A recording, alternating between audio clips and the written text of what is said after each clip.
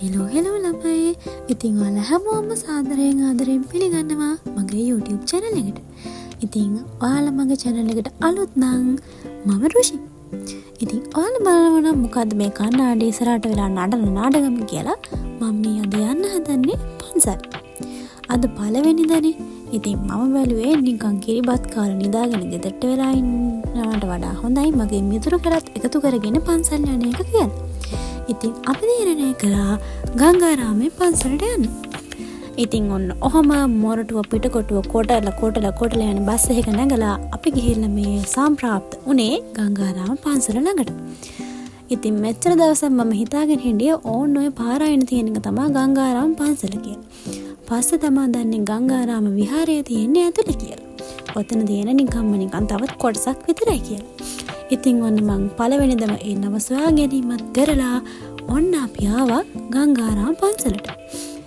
එදා ලොකු සෙනඟක් හිටියා, ලොකු පොලිමකුත් තිබ්බා. අපි හිතුවේ විහාරය බලන්න යන්න වෙන්නේ නැති කියලා. ඒක තමයි මං පස්සේ කියන්නම්කෝ.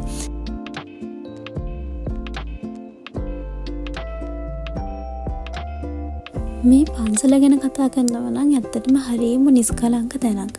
මේ තරම් සෙනඟක් ඉඳලත් පුංචිමවත් එහෙම කලබලකාරී ස්වරූපයක් දැනුන්නේ. ඒ තරම්ම නිස්කලංක පරිසරයක් තිබුණා. මම හිතනවා දැන් පොලිමේ කතාව කියන තමයි හොඳම වෙලාව කියලා. ඔයාලා මේ වීඩියෝ ටික බලන ගමන් මම මේ කියන කතාව අහගන්න. අපි මේ පොලිම දැකලා හරිද? අපි මේ පොලිමට ගියේ ඔය විහාරය බලන්න වෙන්නේ නැති හැම කියලා හිතලා. ඉතින් පොලිමේ ඉඳලා ගිහිල්ලා බලනකොට පොඩි හාමුදුරුවෝ නමක් අපිට එකපාරටම රුපියල් 71ක් දුන්නා අතට. අපි ඒත් වැඩි හිතුවේ නැහැ. අපි හිතුවේ ඒක ඇතුළට පඳුරු දාන්න වෙන්නේ නැති කියලා. ඇත්තටම බලනවා නම් එදායේ ගනුදෙනු කරලා අලුත් 50 කොලේකුයි 20 කොලේකුයි රුපියලකුයි එක්ක ලස්සන අතේ බැඳපු නූලත් අපිට හම්බ වුණා.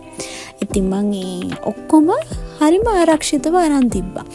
ඇත්තටම ජනවාරි 1 වෙනිදා කියන්නේ අවුරුද්ද පටන් ගන්න දවසේ මඩ වෙච්ච ලස්සනම සිදුවීමක් තමයි ඒක. පුංචි ආමුදුරු නමකින් ගනුදෙනු කරන්න සිද්ධ වුණ එකට මට හරිම සතුටක් හිතේ තියෙනවා. ඉතින් මං ඒකත් ලස්සනට අරන් තියලා මම හිතාගත්තා ලබන අවුරුද්ද ජනවාරි 1 වෙනිදාට මං ඒක එළියට අරගෙන බලනවා කියලා. එහෙම හිතාගෙන අපි ඒකත් අරන් තියලා ඔය කෞතුකාගාරෙත් බලලා අපි ආවා ඊළඟට මම මෙච්චර කල් ගංගාරාම විහාරය කියලා හිතාගෙන හිටපු පාර අයින තියෙන විහාරයට. මේ තියෙන්නේ වටේ තියෙන ලස්සන පරිසරය. කොළඹ වුණත් මේක වටේ තියෙන බේරවැව වුණත් හරි ලස්සන පරිසරයක්, ලස්සන නිදහස් නිස්කලංක භාවයක් එතන තිබුණා. මේ තියෙන්නේ එතන.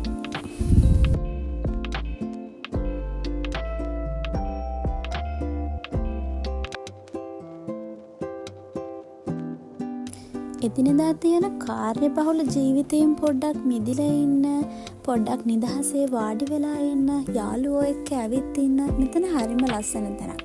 බස් එකෙන් බැහැපු ගමන්ම පාරේ අයින තියෙන ලස්සන තැනක්.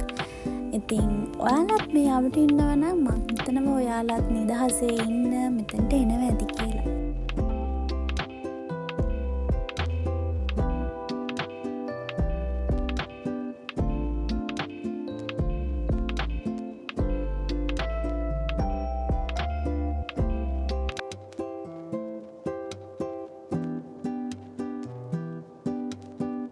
දෙදස් 26 අලුත් අවුරුද්ද මේ විදියට ලස්සන මතකයක් එක්ක පටන් ගන්න ලැබිච්ච ගැන හිතේ තියාගෙන මගේ අලුත් අවුරුද්දේ ප්ලෑන්ස් මොනවද කියලාත් මම හිතාගෙන මේ විදියට තමයි මගේ ජනවාරි 1 වෙනිදා ගත වුණේ.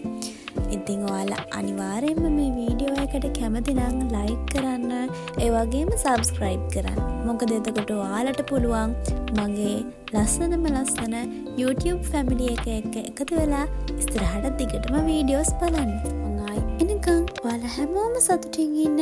See you, bye.